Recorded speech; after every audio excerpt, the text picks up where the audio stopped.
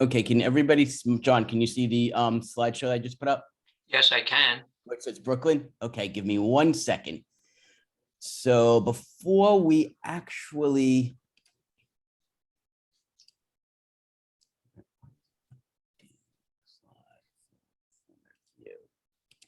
before John talks about his subject, what we wanted to do is in our past webinars, we've done a lot of PowerPoints, but John is going to do it the more personal style. And he had mentioned during our practice that another legend that many of you know of, Nick Dale, kind of did his chats, kind of the fireside chat style. And that was well before there was PowerPoint and Zoom and Facebook and all that other great stuff. So just to put you into the mood, if you first went into TMR back in the 40s or 50s, you saw the Camp Brooklyn sign right here, and you see plenty of scouts coming in. And then we just jump up to see another Brooklyn sign. It's a little bit different. It's from a postcard, and it gives you an idea of what you do. And the scouts would come in right here, and many of them would hike up the trail to their sites. And some had a short walk, some had a very long walk. It depends where you were going. And John can talk a little bit about the camp in a moment. Then this is Moll's Pond, which is a very famous pond that many people have spent some time at. And two last things. This is Brooklyn Division 4, Ihpetonga, 1951. And you see John is number 6 in this PowerPoint presentation. And then just to jump into the next, this is Division 4, and I believe this is 1951. And if you can guess what number John is, I'd love to say I'd give you a case of Cherokee Red. I don't have any, but we can all dream about Cherokee Red. And on that note, I am going to turn it over to John, and it's all about John. Feel free. And this is really exciting. And he is one of the people that everybody calls the Chief of Chiefs. And I've had many conversations, and he certainly helped me and so many others, whether it's going to Eagle, the Lodge, Vigil, etc. All yours, John. My pleasure to be with you this evening. And I'm thanking Mitchell for his considerably overzealous introduction of me. From the very beginning, I'd just like to state that I claim sole claim for any errors of fact that I happen to have, since much of what information is from oral transmission or just listening in on the side of things over the course of years. Just a little background that many of you would be aware of, but just to quickly catch up on it. Rock Lake, well, not Rock Lake, the TMR reservation was purchased in 1927. And at that time, the Brooklyn Scout camps were, along with the other boroughs, at Kanawake Lake in Harriman State Park. At that time also of the purchase of Rock Lake, the Brooklyn Council, Boy Scouts of America, was the largest council, Boy Scout council in the United States.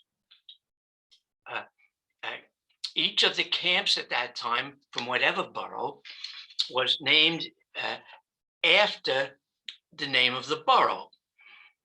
It wasn't until about 1926, 27 that the Greater New York councils came together.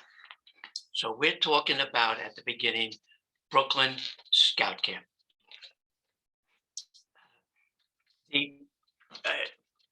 The initial layout of Brooklyn Scout Camp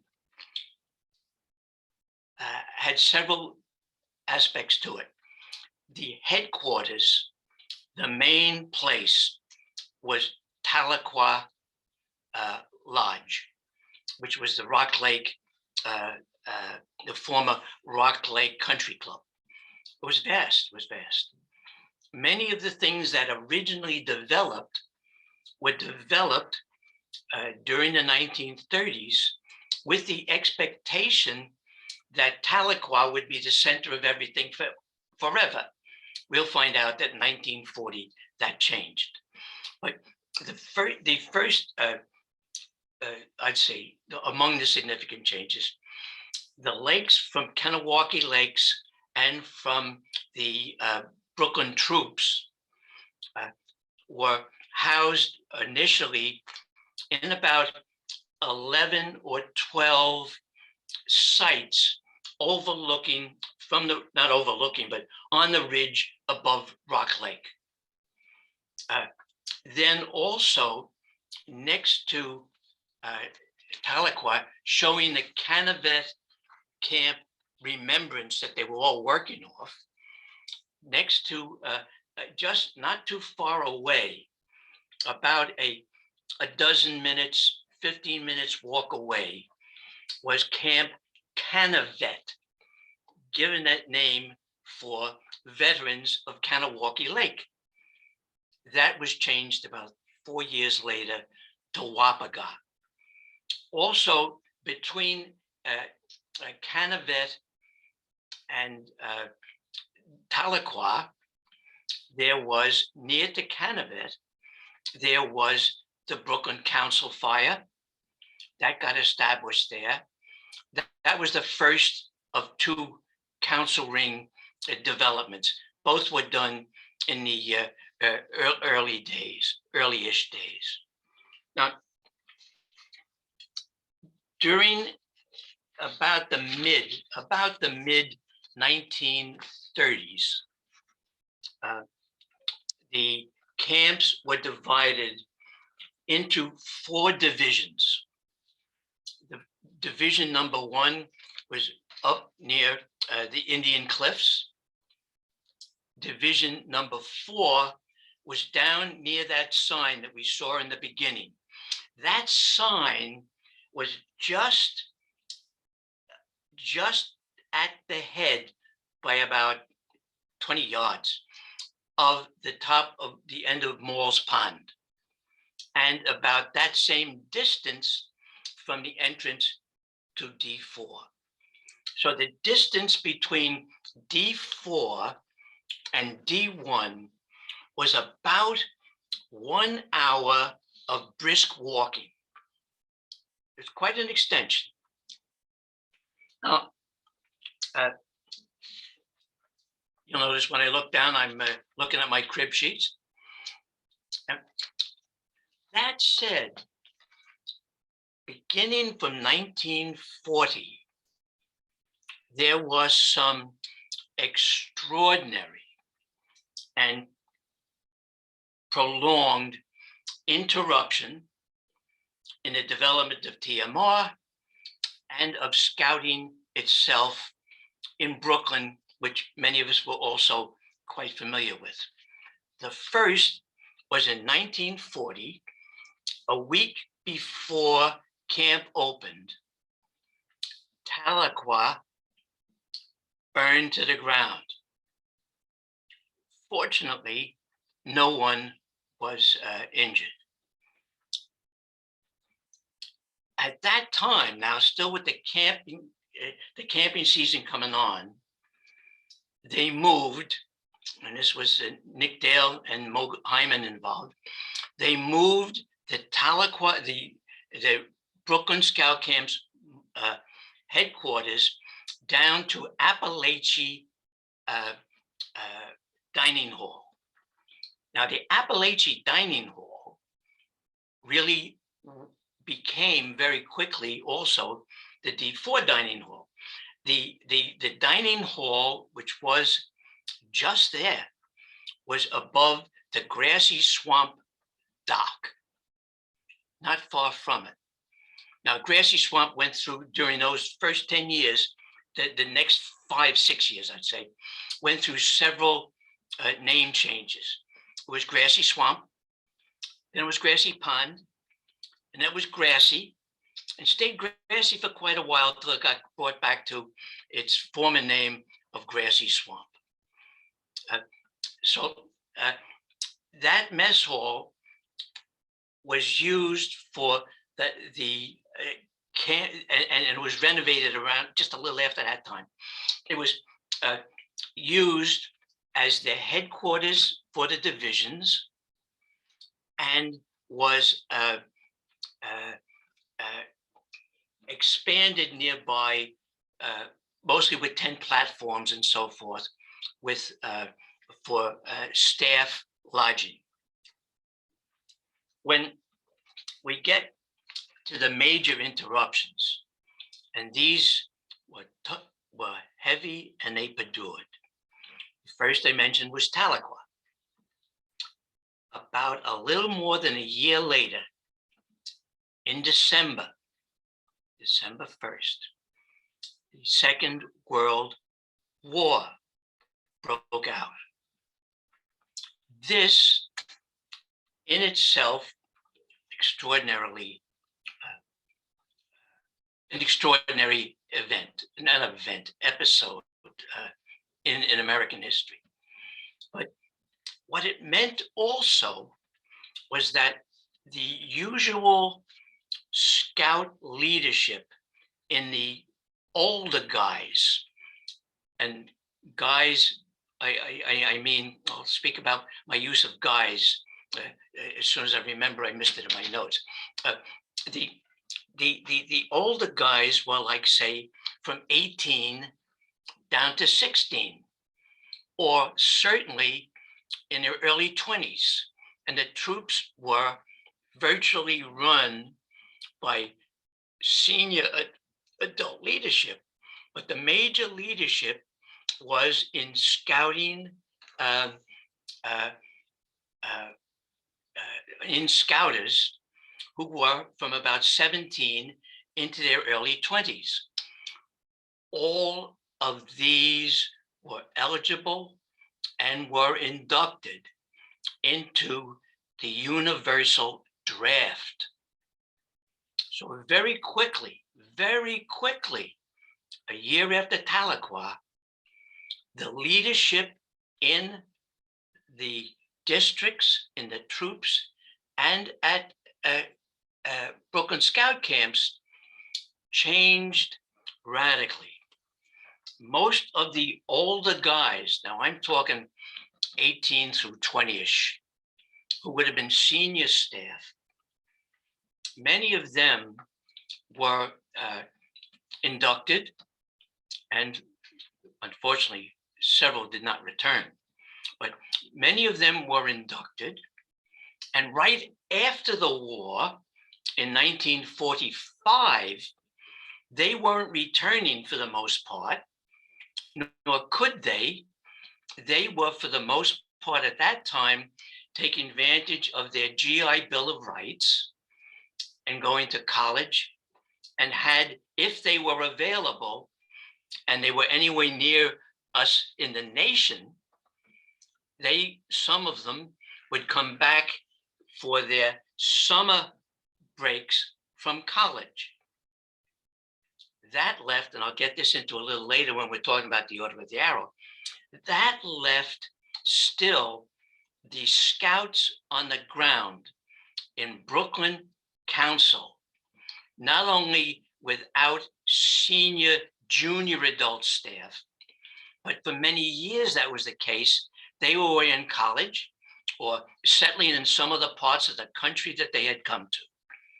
So both of those will be an ongoing background. Now,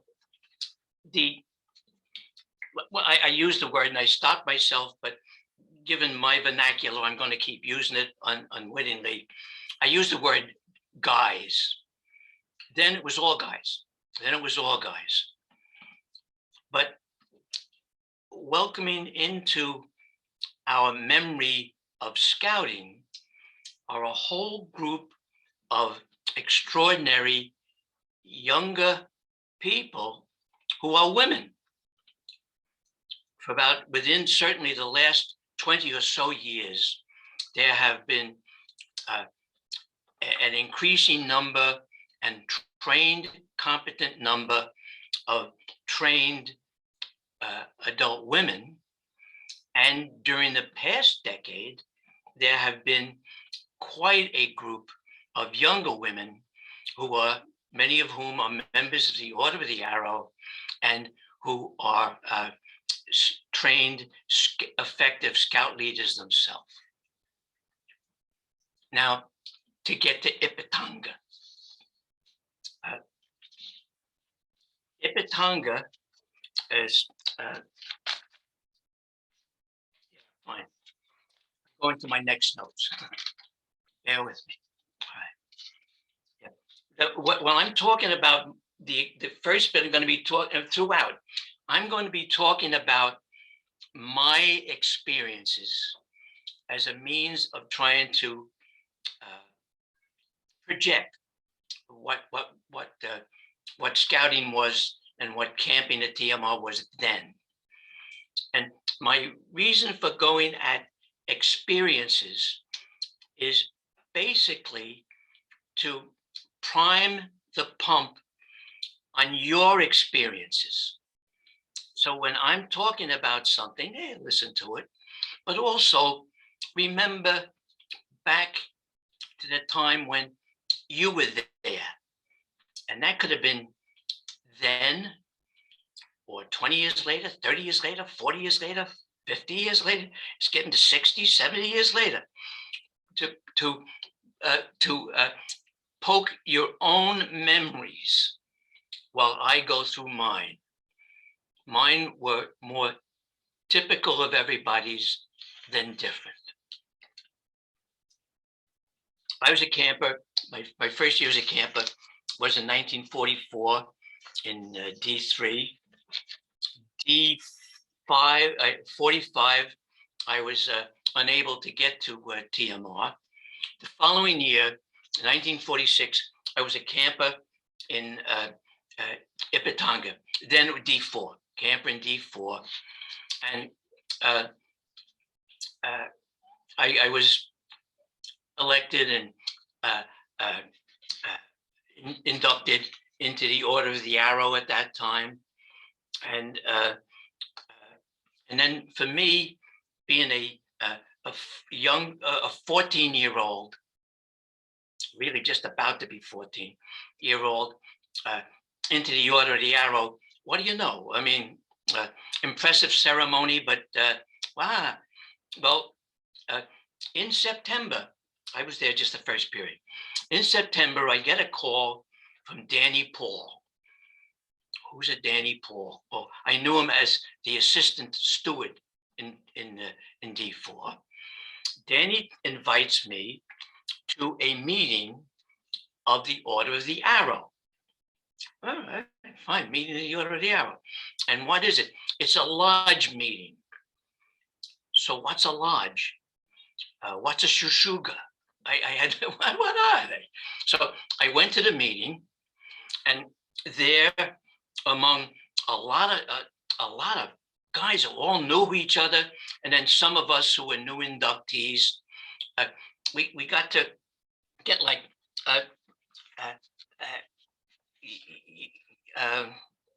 our first thing I should know, but my memory is fighting. Yeah, so we meet our first lodge chief, which is oh God, I wish some guys could help me here. Well, whatever. He was the guy too after Bill Radke and before the other guys I'll get to. But he was ancient. This guy was ancient, and the guy who had been lodge chief 2 years before him was even older. Never saw guys in scouting so old. Probably they were in their 50s, you know, but that was old then. They were the old guys. Bill, I'll get to it. Then assistant lodge chief was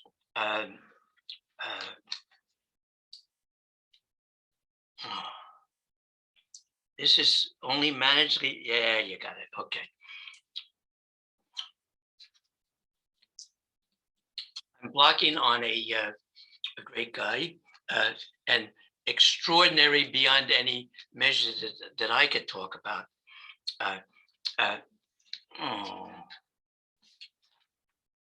What a way. We'll get to him when I talk about my heroes. The problem for the lodge, and here's the pileup. The problem for the lodge, or the opportunity for the lodge, which had, I think, 11 or 13 councils in it. Brooklyn was so large in scouting that each had its own districts, and the districts had professional trained scouters working in them. And the troops were vast. Like my troop, 172 in Brooklyn, we had 84 scouts. Not a big deal, because 3 or 4 blocks away, Nelson Rogers' troop, they had the same number. And 5 blocks over on Kings Highway near Avenue K, Bob Lander's troop was packed to the gills. And then there were new troops, all of them needing some kind of leadership assistance, or the councils had programs they wanted to run. And in them, or through the lodge and through those councils, a volunteer organization like the OA became vital, and scouting became vital to us. My first year, I'm 14, I'm learning to be a senior patrol leader in my own troop. What comes up? But there's a brand new troop just started, and they've got newly selected patrol leaders and assistant patrol leaders, done according to the handbook and the Scoutmaster's Guide, but they still didn't have anybody who knew anything about being a senior scout or helping the patrols get together. So I was learning to be a senior scout. I got assigned to that troop too. And after about a half year, I was on to something else. But all of the guys were into things like that, a pressing need for leadership that pressed all of us at that time. And several of you guys, as I can see on the names, were busy in that time too. We were moved more quickly than general up to leadership responsibility. And we learned by the guys who were older than us in the Arrow helping us out. Now, at this time of our life, I'm talking like starting in Ihpetonga at age 14, but from the time of 12, I mean, all of us, what we're all busy doing full time is putting ourselves together to get ready for the next. I mean, we're just beginning to realize we are no longer who we used to be, and not knowing what the hell we're going to be next. Excuse the emphasis. So what kids that age do, and we did, we're on a train. We pick heroes, and everybody has picked his or her heroes as they're in that age group. And those heroes give us an idea of who, unwittingly, we're picking these guys, and whom we might be. Now, here are my heroes when I was in camp in 1946 in D4. One of the heroes was Jimmy Burns Sr. He was head of the waterfront and just awfully good at it. And I think he was chapter chief at that time. Danny Paul followed him later. No, Danny Paul was just ahead of him. But at that time, he was just plain good news. Another one was uh, Bob Lander. Bob Lander was assistant steward, and he just knew how to get things done. And also, he was really a good songster in keeping the kitchen crew chanting like the crew of a ship. And then there was Sean Mccobb. Sean was a scoutmaster at that time. Never knew him, never met him. Saw him only for 2 weeks. But this guy, he was really just what a scoutmaster ought to be, in my estimation. And an excellent song leader, and just a great leader. By the time I got to, I was away in 45, that was 46. In 47, Sean Mccobb was still there. Nick Dale was often there. We're talking about heroes now. Nick Dale was often there at our D4 council fires. He was one of the early directors of D4. So he was always at home there, and he always had a part in our D4 council fires. He could tell a tale. And Joe Cook, who was a professional scouter, was a camp director. He, although we all knew it in theory or nodded to it, he was terrific at pushing the patrol system, not as a system of organization, but the imperative was that everybody was important. You know, every patrol leader had to have a bubble master for the waterfront, a nature bug for the nature guy, and a hike master for the hike, and a quartermaster for the. He really pushed for everybody being somebody. And our job as leaders, even a young leader looking on, was to, when you're figuring people out, you don't figure out what use they are, but you try and figure out what they're best at and push them at that and keep them away from what they aren't. So he was also scoutman. He was really really an ace at scouting. And when you get to 48, Joe Cook was still a scoutmaster. Then came my hero, whose name I blocked on early, Phil Nelson, the ace. Phil was the first of the young guys to become lodge chief. And he and his sidekick then and follower, Jesse Wolfenson, they really ran the lodge at TMR, and they ran it in Brooklyn. In TMR, each of the 4 divisions became a chapter. In Brooklyn, each of the districts became a chapter. And these guys, they were really just awfully worthy of being, no, they were worthy of being ingested. They were terrific. They were terrific. Also, at the same time, though, in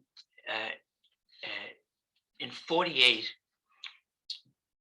ran into something that we run into developmentally without choosing it. We not only have our heroes, but by that age, we begin to get together and hang out in our heads with and in our feelings with mentor colleagues, guys who are our age or maybe an age older, a year older, that they are mentors and our buddies. We're really friends. And between the heroes And the friends, then that was my heroes at that time were Jack Cullen, who later became Lodge Chief, and Carlos Bendix. He moved early in his life after business to Texas, but Carlos Bendix. We were there, and we were at it together. Now, apart from those heroes, but very much along with the heroes, along with the mentor colleagues, there are some guys, and I keep using guys, there are some scouters who were just extraordinary. They were wonder workers. Some of them, the two I'll mention, were younger than me, one by a year, one by 2 years. The first one that comes to my mind in that category, or one of the many, is John May. John May had been on the Nature Lodge staff for 3 years at Ihpetonga. He ate up. He didn't eat it literally. I did that. He ate up Davis Lake. He ate up Moll's Pond. He ate up Swampy. You notice I'm blocking a bit. It comes with age appropriateness. He came with Grassy Swamp. He loved those two places. He loved the meadows up above Moll's Pond. If it were dry, he'd be looking for stuff. If it were rainy, he'd be turning over rocks looking for salamanders or other vertebrates, invertebrates. At night, he was a wonder with the sky, teaching all kinds of astronomy. And besides that, he was active in his own troop back home, and he was just an extraordinarily gifted human being. The other person who comes to me, a lot do, but I'm picking two, was Pete Flanagan. Pete Flanagan went my 2 years after I was 2 years assistant scoutmaster, 2 years as scoutmaster, 2 years on the waterfront. When I was waterfront director, my assistant was Pete Flanagan. Pete Flanagan I had known, he was from my home troop, but Pete Flanagan I had known, and the two of us together at the D4 waterfront, we really did a good job. We really did. But then when I became program director, it was a pleasure to see that Pete, the rock of the dock, the creep of the deep, that Pete did the job better than I did. So we could see leaders coming up who were doing the job better. They had learned it and they had improved on it. And that's a gift.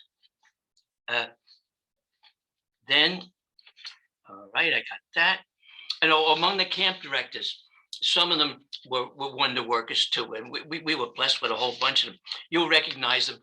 Bob Broadwell, Bob Lester, Dan Paul, Joe Cook, whom I've mentioned.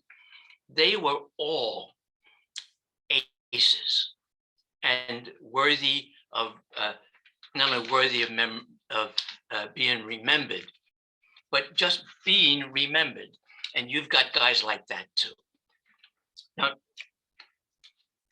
then there are two major things beyond my experience at Ihpetonga, although it included both. And I suspect include your experiences too. The first was the Order of the Arrow. After induction, got involved in the activities, and the thing that the Order of the Arrow helped was that we not only saw each other almost forever, daily in Brooklyn, but when we came to TMR, we knew each other already, and that the lodge continued its organization. As a matter of fact, the lodge organization until about the latter part of the 50s was primarily a scout TMR organization in our experience. So that the voting for membership, the induction, and all was really run at TMR for the Order of the Arrow, by Order of the Arrow people, and scouters voting up at TMR for people becoming members of the Order of the Arrow.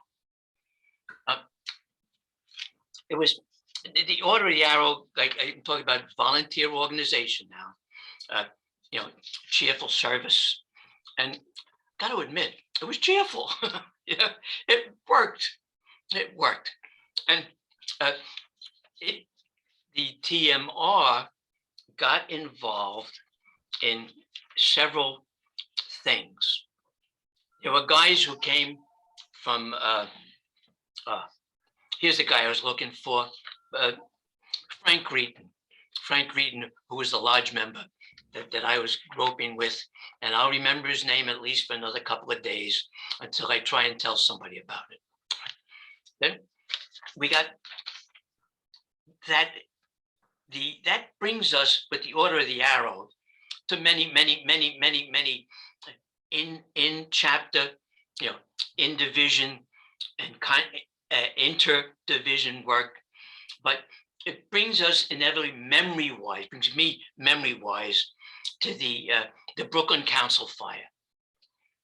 The Brooklyn Council fire, at the Brooklyn Council fire, there would be, the Order of the Arrow basically ran the setup and program and closing of the council fires.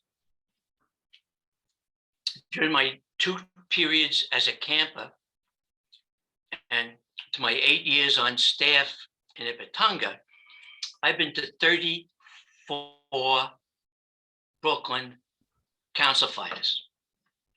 No one of them has ever been a bore. They were all, and then the responsibility for the 4 council fires, the second period of each of the two-week periods, the divisions, each of the Order of the Arrow councils in those divisions assumed responsibility for their respective council fire. And that involved not only setting up the program, getting together a lot to figure out the program among the leadership in the 4 divisions, and figuring out what's going to be, what's the parameters for the program, and setting up the 2 council fires, massive events, massive things, and the lighting ceremony and the closing ceremony, and in between running really within the camps, the specific new song the camp was going to have for this coming council fire, for the camp cheer, which everybody in that camp knew, and for the scripts, the skits, and the closing. And each of the campsites, 1 through 4, each of the, not the campsites, the divisions, each of those divisions was convinced that it was the very best of all the 4. And looking back on it and thinking about it, they were all correct. They all were the best. Now, at the council fire, there'd be an assembly at Tahlequah Lawn, no longer the lodge there.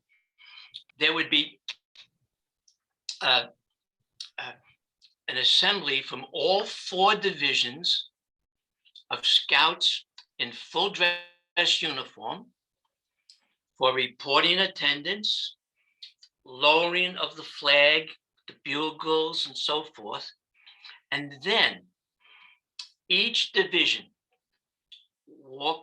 progressing quietly, silently, in fact, to the council ring and taking their respective places in the council ring. There were in the council ring each time 1,200 scouts packed, and then leaders on the foot. The chief of the fire was often the division chief of the selected division or others. There were all kinds of things about the songs and the skits and the this and the that and who what. I have one thing that I think for me captures a sense of the council fire. When the wind, this is toward like the last 4 years of the council fire that I remember. If there were not a noticeable breeze, one could make an echo from the council ring that could be heard back at the council ring. That meant everybody practicing instead of, it used to be, does it get it, guys? Does it get it, fellows? Does it get it, boys? It would be ho, would be ho. It meant all these folks there practicing just a few times, and after a while they got it down. It wasn't ho when you were there, it was ho. All crisp and clear and concise. Ho! All there. Does he get it, boys? The answer was ho! And then there would be complete silence waiting from way down the lake. Ho! And then a big cheer and everybody cheering the echo and cheering themselves that they had done it and looking forward to the next time they can cheer somebody. That was like for me,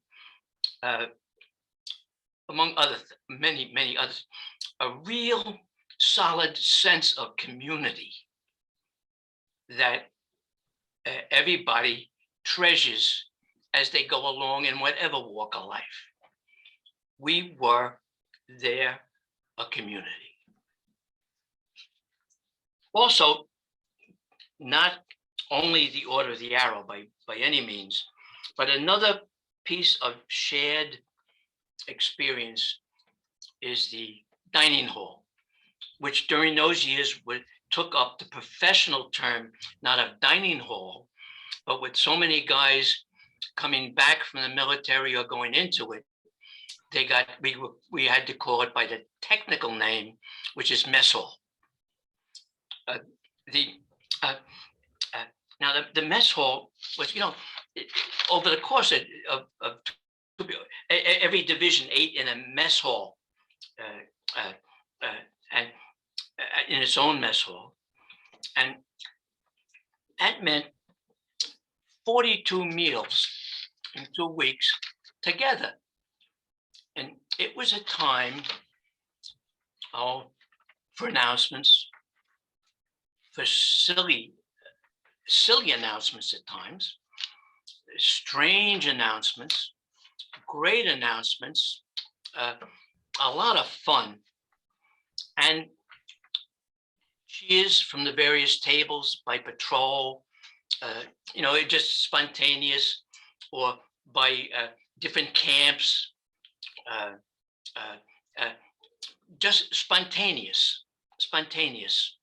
And also the songs were also carried on during the week between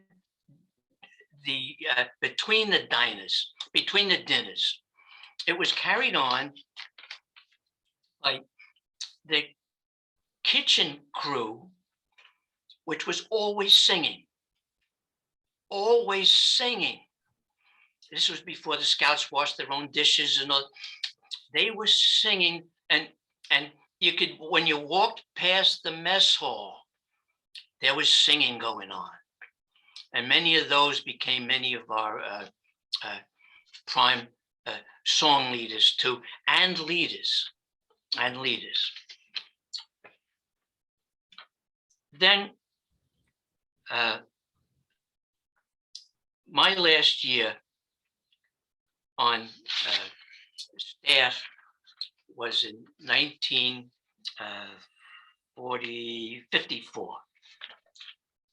And as I've experienced often in my life, things after that in D4 and other places thrived in my absence. They thrived. When I left the neighborhood, the grass would grow greener. When I left Ihpetonga, it grew. It grew in stature also. In 1956, 1966, I believe, was the last year of operation of Ihpetonga, and in declining number of some other Brooklyn scout camps, and other scout camps on the reservation. Now,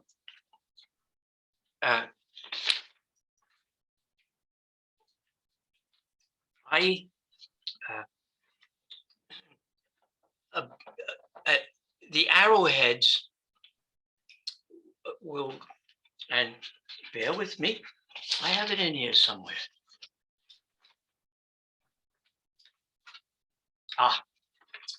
Two things I didn't tell you about. I was wondering why I was a little bit ahead of time here.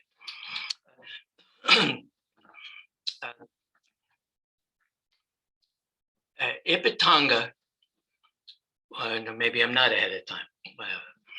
Ihpetonga was an extraordinary natural wonder, unknown to most, even in Camp Brooklyn. Grassy swamp. At Grassy Swamp, I fed plants food, ground meat from the mess hall. I watched black snakes, who are not water snakes, but up above in the bushes that floated on top of the bog. They would wait there and snatch a toad, or not a toad, a frog for lunch.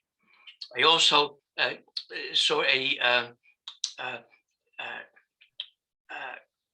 snapping turtle take the end off a wooden broomstick. I also swam in 1947 in Moll's Pond, in Grassy Pond, and I can still taste it today. Moll's Pond was a whole other deal. Moll's Pond was a whole other deal in that it was manicured and taken care of and run by the beavers, who are basically vegetarian. So they took care of all of the ferns and greens that were growing there, and they were helped along by the fish and the leeches in reckless abundance.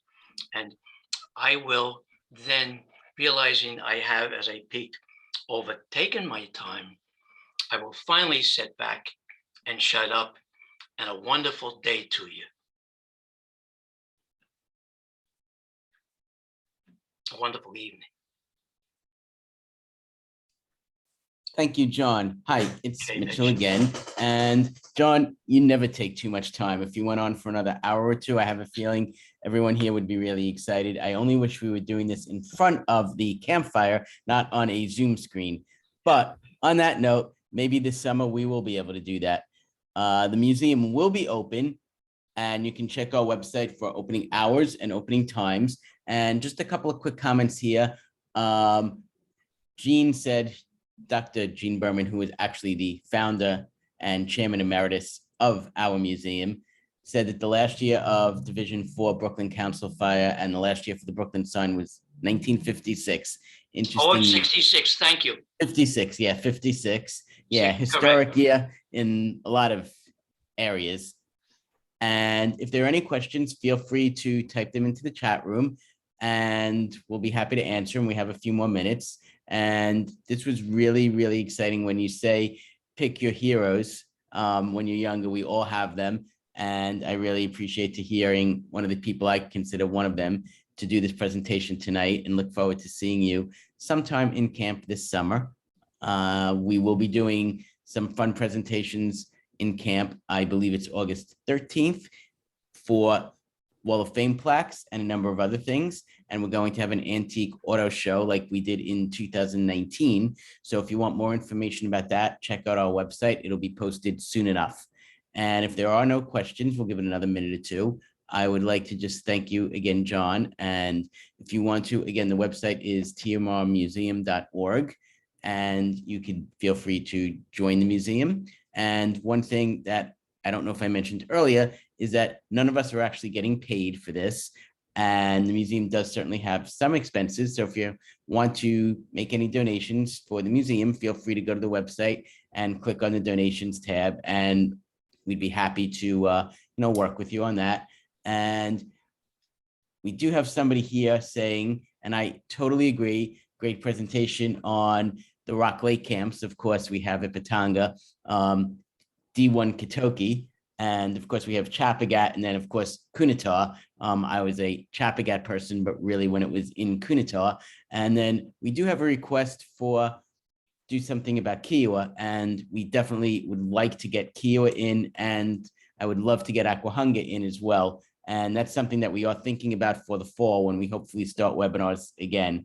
And we have the Brooklyn Arrowhead, but many people don't always know that there were the Aquahungians. And even though I never went to Aquahunga, I very close to everybody from Aquahunga as a Staten Islander, former Staten Islander. So one last quick thing, if there's no other comments, just to let you know, Gene also mentioned that the dining hall the last year for that was 1957, and the camp closed around 1966.